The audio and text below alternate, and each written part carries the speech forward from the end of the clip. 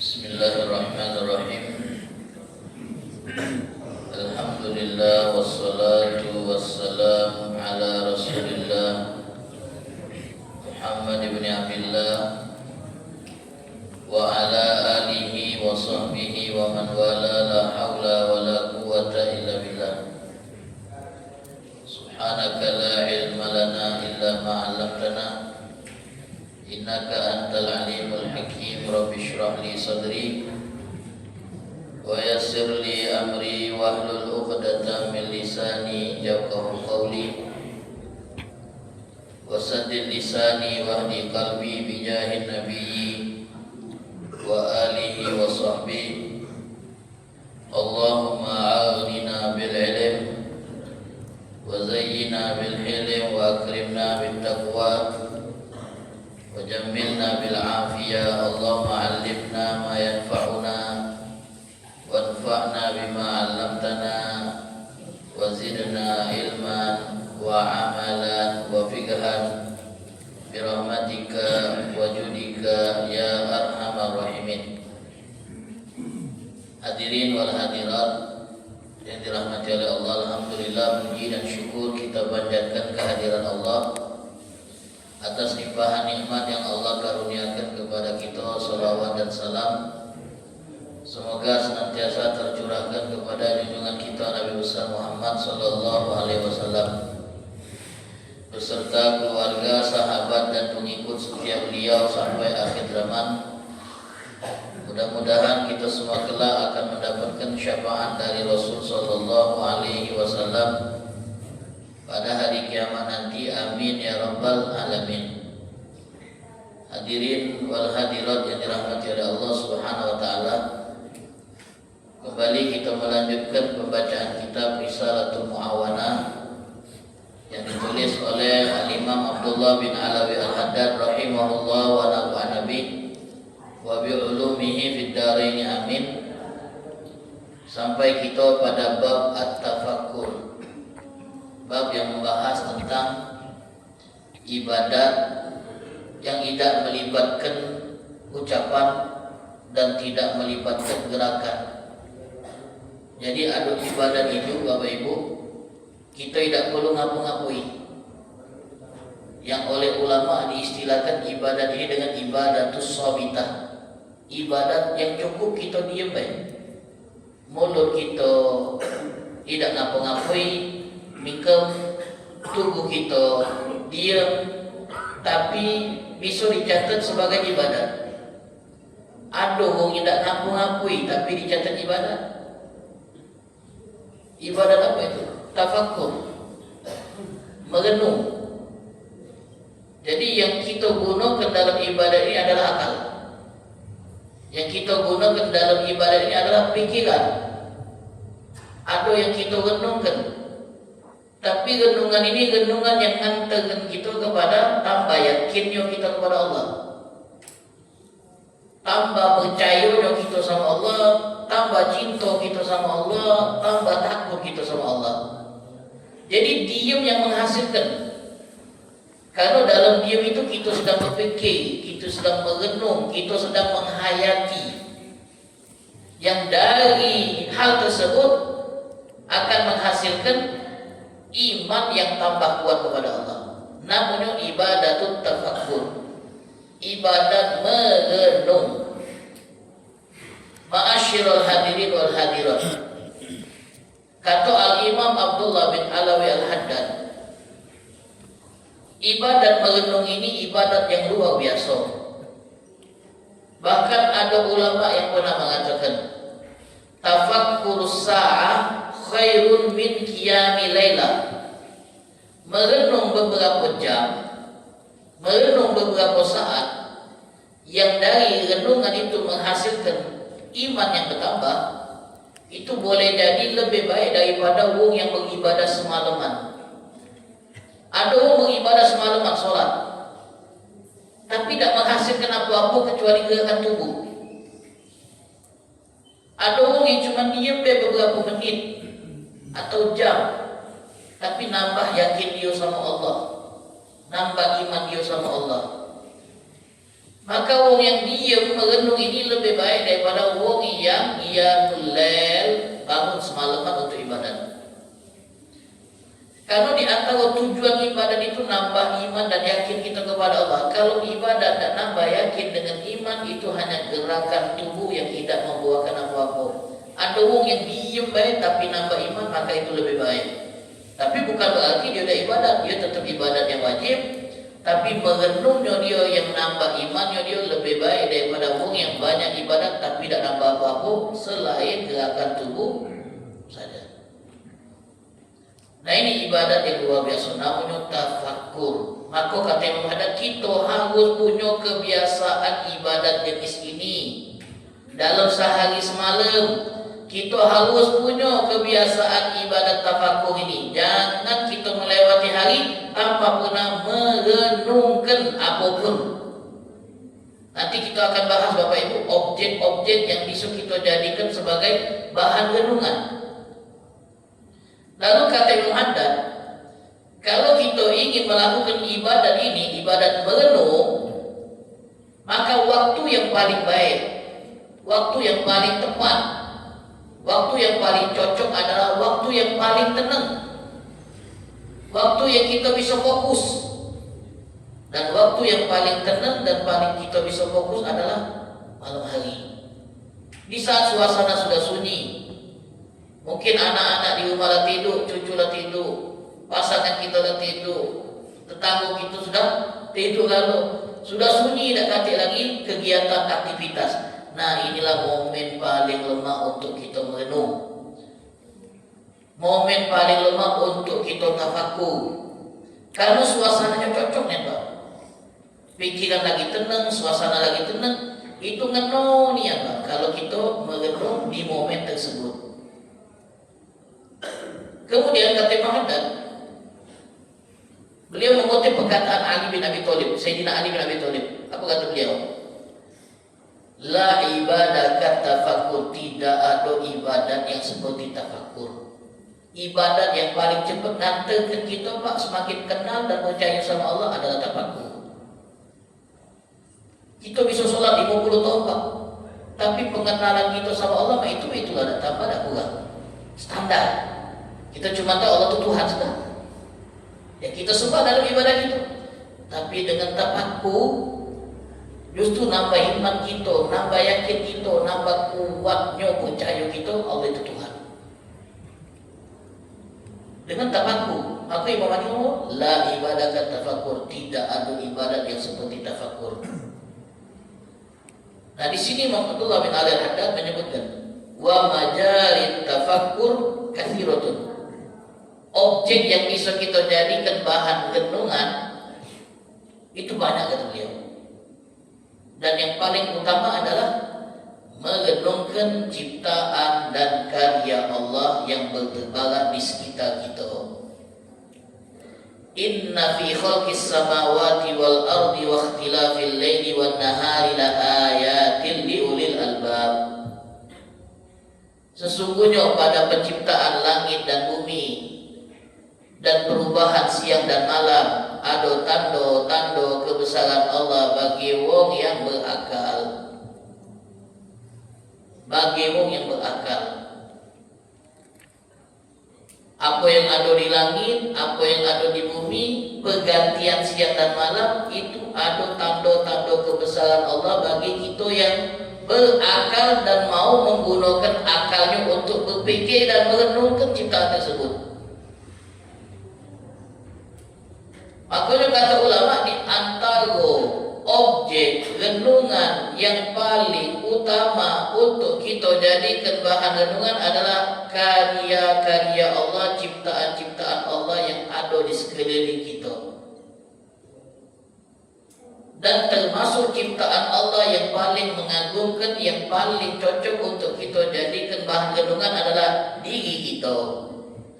Diri kita ini ciptaan Allah yang sangat mengagumkan, yang layak untuk dijadikan objek ciptaan. Sesekali Bapak Ibu kita ngawas kacau, ngawas diri dewek, lalu kita merenung, siapa kau ini?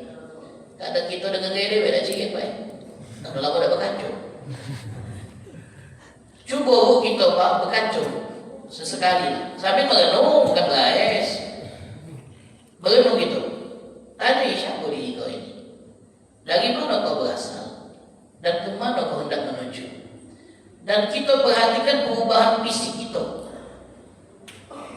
perubahan fisik kita yang mula berubah dari dulu dengan sekarang. Ini objek renungan. Kalau kita bertanya Bapak Ibu, dari mana kita berasal? Ada seorang pemikir barat, tiba-tiba terlintas di benaknya pertanyaan, dari mana kita ini berasal dan hendak ke mana kita ini menuju. Nyari dia jawabannya. Akhirnya dia temukan dari Al-Quran jawabannya. Di mana Allah Ta'ala menjelaskan dengan detail bagaimana proses manusia itu diciptakan. Bagaimana proses manusia itu diciptakan. Kata Allah dalam Al-Quran, alam yaku nutfatan min maniyyi yumna thumma kana alaqatan fakhalaqa fasawwa. Bukankah kamu itu wahai manusia yang sombong, yang menolak untuk percaya kepada Tuhan, berasal dari setetes sperma yang diembuskan, yang disembuhkan dari orang tuamu.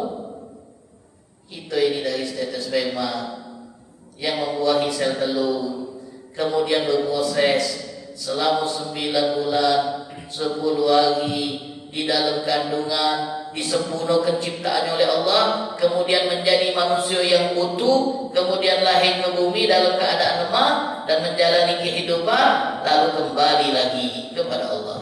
Singkat perjalanan hidup kita ini. Alam yakun nutfatan min mani. Makanya Allah Ta'ala menegur manusia dengan teguran yang paling lembut, kata ulama, teguran yang paling lembut. Kenapa manusia itu lupa dengan Allah, berani durhaka sama Allah? Giliran dengan bos tak berani durhaka. Takut. Kalau sama atasan itu siap, tapi sama Allah berani dia nentang, berani dia ngomong tidak. Nah, Allah tegur dengan teguran yang lembut. Ya ayyuhal insan ma gharraka bi rabbikal karim alladzi khalaqaka fasawwaka fa'adalak fi ayyi suratin ma syaa rakkabak. Harusnya, wahai manusia, apa yang memperdaya kamu sehingga kamu berani berbuat durhaka kepada Tuhanmu yang sudah baik yang sama kamu? Apa yang memperdaya kamu sehingga berani durhaka, berani nentang, berani tak nurut kepada Tuhan yang sudah baik sama kau? Di antara bentuk kebaikan Allah, Dia yang menciptakanmu. Alladzi khalaqaka fasawwaka, lalu menyempurnakan ciptaanmu, fa'adalat, dan membuat struktur tubuhmu seimbang. Dia yang menciptakan kita, menyempurnakan kita, kemudian membuat struktur tubuh kita diseimbang, Pak. Kita lahir dengan organ yang lengkap, alhamdulillah. Kami ngomong yang ada di sini, Pak. Kita tidak perlu kemudian protes. Apa ada yang tidak lengkap, Ustaz? Apa yang nak protes? Bukan tugas kita. Yang penting kita lahir lengkap, sempurna, mata dua, tidak tiga kan? Nah, Ustaz, mata kaki 4, lain kita itu. Tak macam tengok mata kaki. Kita punya mata dua, pacak tengok galau, sempurna. Kita punya lubang hidung dua, ke bawah mulut, tidak kerucuk, alhamdulillah sempurna. Kita punya mulut, gigi yang banyak, lidah yang pacak kuat, kita bisa ngomong, pita suara yang sehat, kuping yang normal, itu nikmat. Kaki yang sejajar sehingga kita tidak jalan dengan pincang, tangan yang jarinya 5, kemudian dibuat luasnya pula, tidaknya cuma ini. Mana kalau ini sama gitu. Hadirin, ini renungan, Pak. Ini bahan renungan. Di mana bentuk tubuh kita ini diproses? Kalau mesin-mesin itu dibuat di pabrik, di tempat pembuatannya dengan tenaga ahli, dengan istilahnya apa itu? Akurasi, kehati-hatian supaya benda ini layak untuk kemudian diproduksi. Ada uji dulu sebelum diproduksi. Ada tenaga ahlinya, ada bagian mesin, ada bagian ini, macam-macam. Tubuh kita ini diciptakan, dikembangkan di dalam rahim. Siapa tenaga ahlinya itu? Siapa? Dari status sperma yang disembuhkan ke dalam rahim, membuahi sel telur, kemudian berproses. Jantung kita dibuat di rahim. Organ tubuh kita seluruhnya ada yang nyusun pula, Pak. Jantung ini dibuat di rahim, disusun di tempatnya pula, dihubungkan dengan hal-hal yang bisa menjamin hidup itu, Pak. Maha suci Allah, Maha suci Allah. Nah, dengan mengenal itu jadi percaya betapa luar biasanya Allah dalam mencipta, betapa hebatnya Allah dalam mencipta. Kalau mesin pesawat dibuat dengan tingkat kesulitan yang luar biasa, yang kita tak bekal pernah ngerti mak mana mesin pesawat dibuat, mak mana dengan mesin yang ada di tubuh kita. Jantung yang bekerja 24 jam non-stop mompa darah kita dan pastikan kita untuk tetap bisa hidup. Berapa kali jantung berdetak sehari? Cuba itu. Jantung kita ni berdetak per menit, per detik bahkan. Yang kami baca 60 sampai 100 kali detak per menit. Alah, kecepatnya detak jantung kita ni normal. Dan dia bergerak tanpa kita perintah, Pak. Tanpa kita perintah. Gerak lewek, Bu. Menjamin kehidupan kita, mengalirkan darah ke seluruh tubuh kita. Yang kalau darah ini tak teralirkan ke tubuh tertentu, Pak, oleh jantung ini yang mau, Pak, baca-baca kita langsung game over ke bahasa saya. Alat paling vital yang kalau henti jantung, berarti selesailah perjalanan kita di dunia ini. Kalau di OPNF itu tamatlah sudah. Habis, Pak. Planning yang nak kita bangun, Pak, selesai. Cita-cita yang kita rencanakan tak bakal bisa kita teruskan. Aset kita yang belum sempat kita bebukan, yang belum sempat kita tanda tangani, mbewo.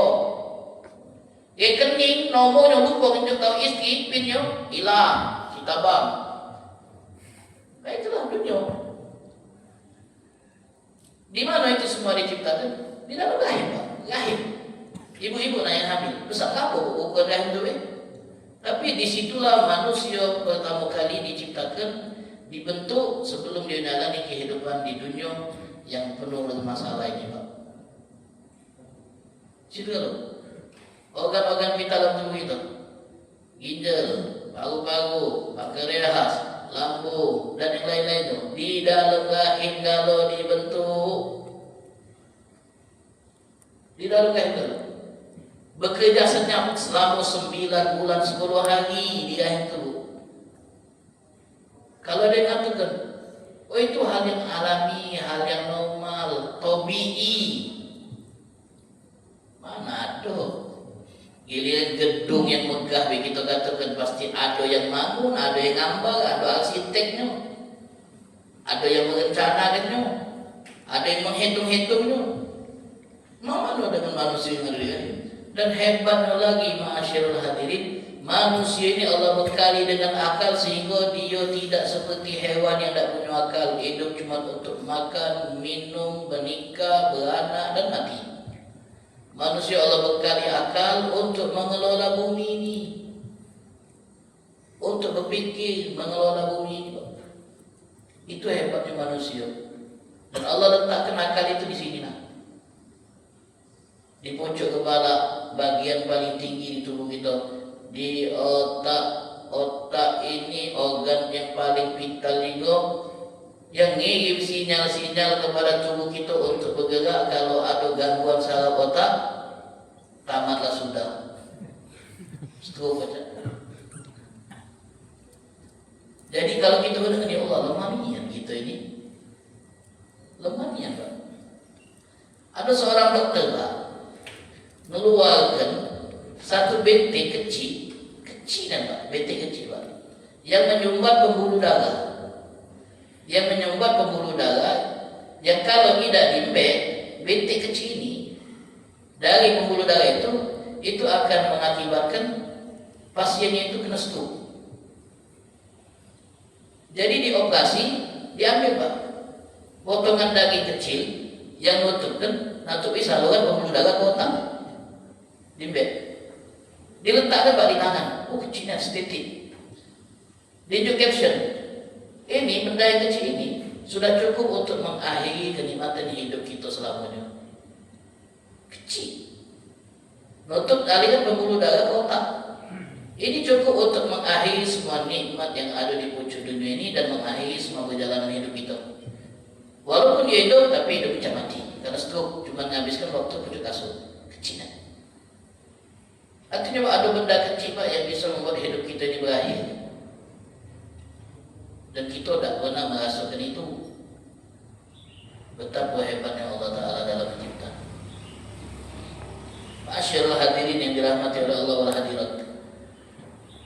Dalam tubuh kita ini ada ginjal yang fungsinya itu untuk membersihkan darah kita dari zat-zat yang bisa mengganggu tubuh kita. Bekerja 24 jam. Kita tidur, kita lagi begawi, dia tetap begawi Bu. Kita makan, dia tetap begawi. Bahkan saat kita tidur malam tadi, ginjal tetap begawi nyuci darah. Misalkan zat-zat yang berbahaya untuk tubuh kita Bu, untuk kemudian dikeluarkan melalui kencing. Tidak pernah kita perintah begawi dia. Yang kalau seandainya ginjal kita ini mengalami problem, yang paling patahnya sampai gagal ginjal, tidak fungsi lagi ginjal kita ini, maka proses nyuci darah itu tidak baca lagi dilakukan ginjal, harus pakai alat. Dan alat itu cuma di rumah sakit. Cuci darah itu kadang 2 sampai 3 kali seminggu. Prosesnya 3 sampai 4 jam. Bayaran itu antara 800 sampai 1,5 juta. Sekali melakukan proses itu. Kalau tidak ditanggung BPJS 800 sampai 1,5 juta. Kalau seminggu 2 kali berarti 3 juta kita harus pakai duit. Tapi alhamdulillah tak katik tagihan dari langit. Nah, ini duit ginjal. Hati alhamdulillah. Coba kalau ada tagihan dari langit Pak, dah lengko gitu Maya. 24 jam bergabin. Pastikan darah kita bersih. Tak pernah penting gitu. Penting makan minum lantem-lantem aja gitu. Tak peduli kita dengan sehat ginjal. Giliran ada masalah baru nyesel. Aku dulu minumnya boba terus, atau udah sekarang. Aku minumnya sempit terus, baru nak nyesel. Aku minumnya itu udah galak banyak putih. Kami punya keluarga Pak, umurnya masih belum 30, mungkin 30 lah. Kenapa? Gagal ginjal. Alasannya malas minum banyak putih. Kamu santai apa lagi? Jangan pernah malas minum banyak putih. Apa jampian deh kamu ni? Malas minum banyak putih Pak. Jangka panjang ini, awal biasa kayak gitu. Tapi ternyata ada reaksi di tubuh. Baru ketahunan, diperiksa gagal ginjal, cuci darah. Tapi tubuh lagi tak bisa terima proses ini, akhirnya meninggal. Dulu kami sakit-sakit ini umur tua, sekarang muda-muda kena banyak anak-anak kecil, kena banyak kena cuci darah. Seminggu 2 kali harus rumah sakit, nunggu dulu. Prosesnya 3 jam, alat kementerian nunggunya. Dan nunggu 3 jam. Nah ini begitu. Dia seminggu 2 kali, gratis. Walaupun gratis, melelahkan. Tak baca sambil tiduran gitu. Mak kalau kita ginjal sehat, tidur, gawe dia. Tak pernah kita suruh. Dan lemahnya lagi tak perlu rumah sakit. Nah ini ada di tubuh kita, nak kita renungkan ini nikmat Allah. Kebesaran Allah yang ada pada diri kita. Wa fi anfusikum afala ta'qilun. Dalam diri kamu tu ada tanda-tanda kebesaran Allah. Dakkah kamu berfikir? Dakkah kamu merenungkannya? Ma'asyiral hadirin yang dirahmati oleh Allah Subhanahu wa ta'ala. Maha suci Allah Subhanahu wa taala dengan segala ciptaannya. Makanya di dalam surah Al-A'la yang kita sering dengar imam membacanya ketika khutbah Jumat atau salat Jumat, Allah taala berfirman, afala yanzuruna ilal ibili kaifa khuliqat wa ilas samai kaifa rufi'at wa ilal jibali kaifa nusibat wa ilal ardi kaifa sutihat. Kenapa 4 objek ini yang Allah pilih untuk dijadikan bahan renungan?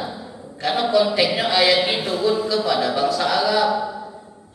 Ini 4 benda, 4 makhluk yang paling familiar di kalangan orang Arab. Orang Arab itu ngawas ke belakang, tengok gunung, noleh ke depan, tengok gunung. Gunung kalau penduduk Mekah dan Madinah itu pak keliling aja itu gunung kalau. Bagi yang pernah ke sana. Kalau kita dah kata, kalau kita nak merenung kenciptaan Allah berupa gunung, pergi dulu ke Bukit Jempol. Maju dikit, sejam setengah, agak alam. Nah itu kita merenungkan gunung. Disebut onto, apa ada ganti di sini? Kopi ada, kopi cek onto. Tapi kalau onto tidak ganti. Kuda kemarin ada di sini, sedang ngungsi. Kan bukan onto pak. Onto itu pak makhluk yang ajaib pak. Onto itu makhluk yang ajaib. Allah ciptakan dengan desain sesuai dengan apa kalau bahasa kita? Sesuai dengan habitatnya pak. Habitat. Onto itu hidup di tengah gurun yang ekstrim, yang panas. Badai pasir itu kerap kali terjadi. Onto ini kalau orang Arab dulu nyebutnya kontainer.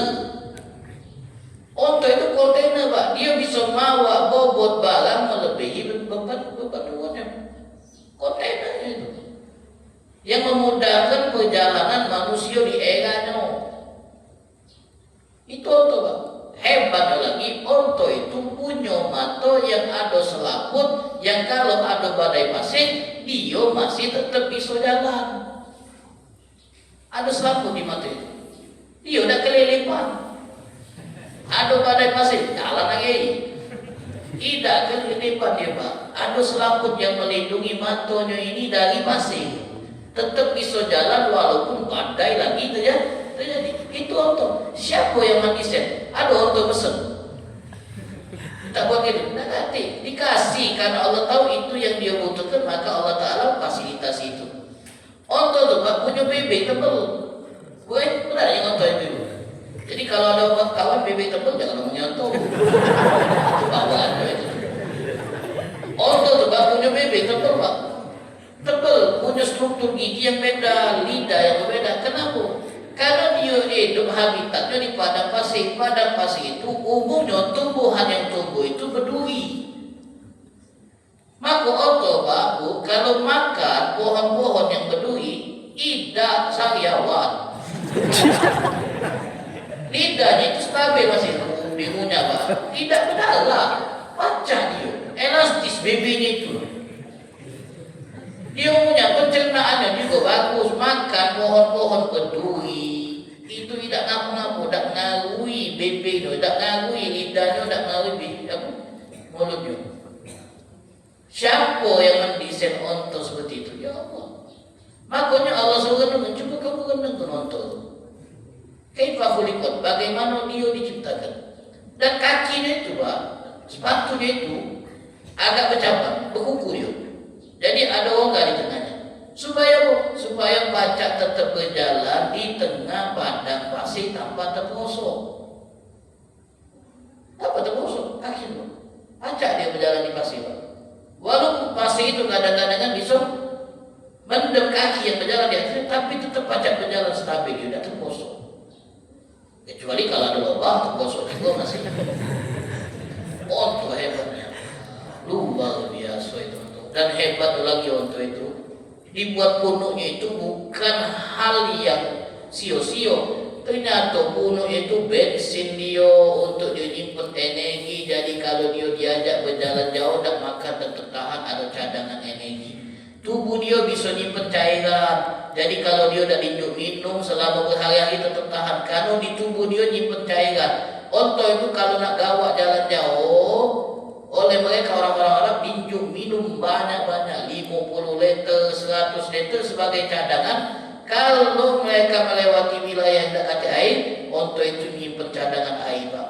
Maha suci Allah yang menciptakan hal tersebut. Beda dengan kuda, beda dengan yang lain-lain. Dan kata Syekh Muhammad Said Al-Kamali, ngajak kita untuk menunggu hebatnya Allah dalam mencipta, Pak. Satu bibit benih, Pak, biji, misalnya biji durian. Kemana durian? Biji durian, Pak, yang siap ditanam, Pak. Kita masukkan ke dalam tanah, kita tutup, dia di dalam tanah, Pak. Dan kita tidak tahu, Pak, bagian mana yang tumbuh ke atas sebagai batang, bagian mana yang tumbuh ke bawah sebagai akar. Tidak tahu gitu. Misalnya, bagian pucuk ini bakal nunggu pucuk, bawah nunggu bawah, kita pasang pasnya. Jadi yang pucuk-pucuk tidak, walaupun kita masang yang terbalik, yang semestinya tumbuh ke pucuk, kita pasang di bawah, yang tumbuh ke bawah akar, kita pasang ada ke pucuk, tetap dia secara naluri ada pesan yang sudah Allah Ta'ala letakkan, desain yang Allah sudah buat. Jadi yang kalau dia nunggu ke pucuk, walaupun tahu ke bawah, belum dewek dia, Pak. Yang ke bawah tadi belum dewek dia, pucuk dia malah ke bawah. Maha suci Allah. Ciptaan Allah ini. Hebatnya Allah. Jadi Allah kalau menciptakan makhluknya, Pak, disesuaikan dengan kondisi hidupnya, habitatnya, makanannya. Jadi kita jangan heran kenapa iwak yang ada dalam lautan yang terdalam itu masih pacak hidup dan makan. Iwak paus itu, makanannya itu ternyata bukan iwak-iwak besar, iwak-iwak kecil. Plankton. Kamu semua itu. Makanannya, Pak, plankton, Pak, material kecil, Pak, yang ada di laut. Ikan-ikan kecil itu, Pak, sekali mangap dia, Pak, ribuan, Pak, yang masuk. Tidak atep dia, walaupun namanya hebatnya. Dan iwak paus tak pernah khawatir kehabisan rezeki di laut. Walaupun makannya banyak, tak pernah khawatir. Oh, kita hemat-hemat, makannya kok banyak, ya habis. Tidak. Ada terus, Pak, karena yang menjamin Allah mereka yakin. Iwak sebesar itu makannya kecil-kecil. Kita badan besar makan banyak. Itu hebatnya ciptaan Allah. Ada burung makanannya di laut. Burung makanannya di laut. Burung untuk makan tumbuhan biasanya. Pucuk batang, karena dia terbang makanannya pucuk batang. Tapi ada burung yang Allah disimpan makanannya itu di laut.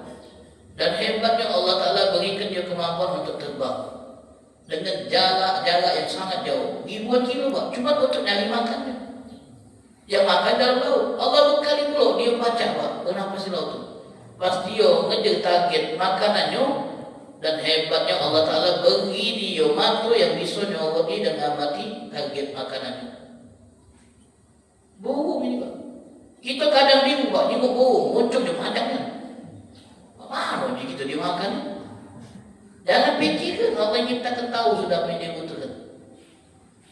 Bahkan ada hewan, Pak, yang makanannya itu dalam tanah, tapi dia pacak tahu di mana makanan letaknya.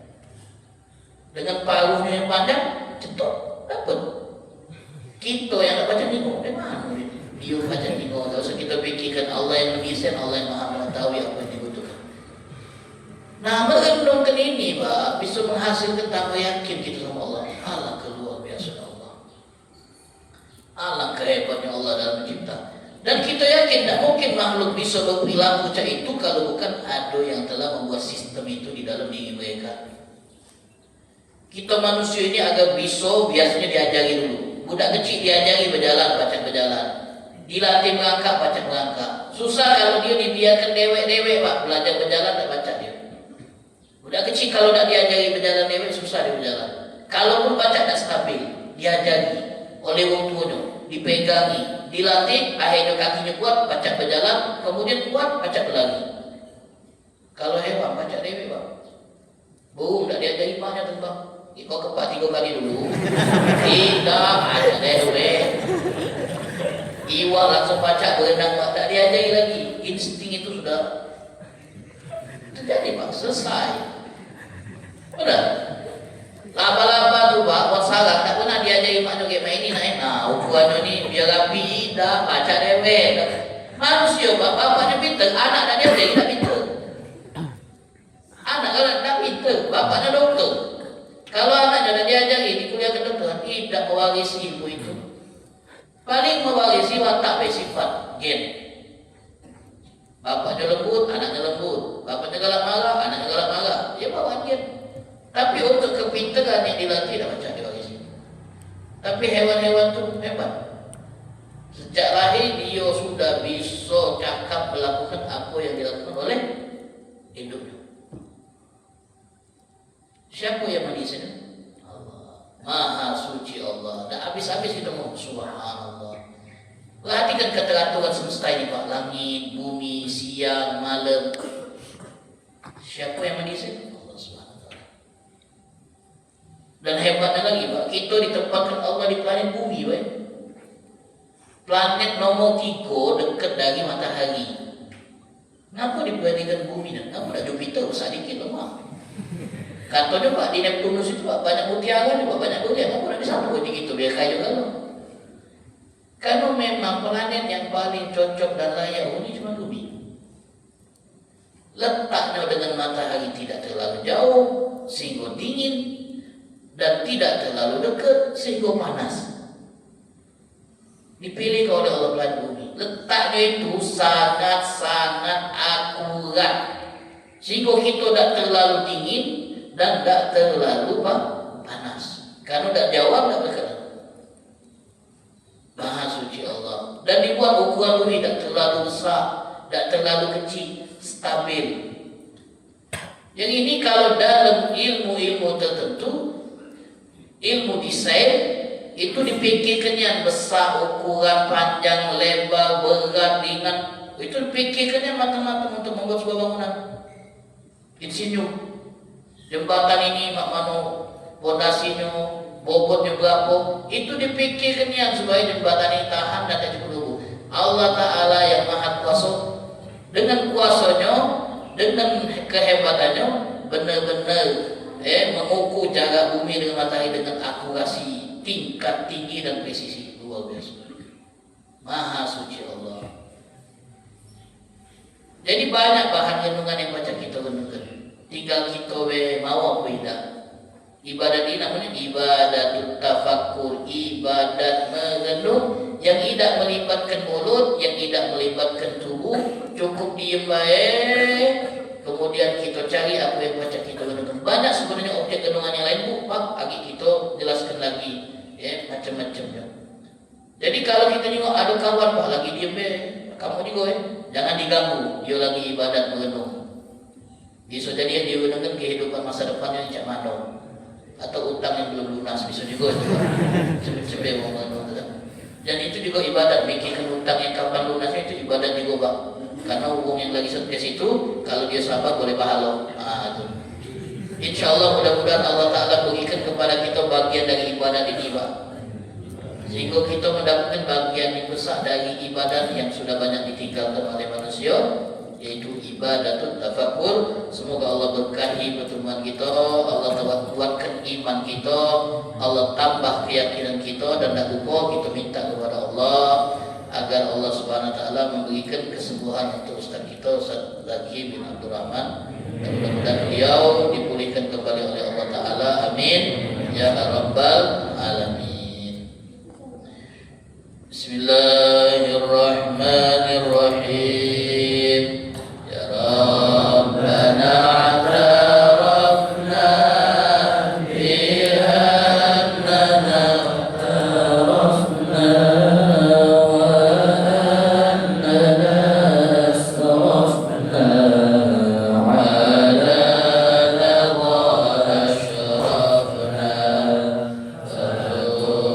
علينا توبة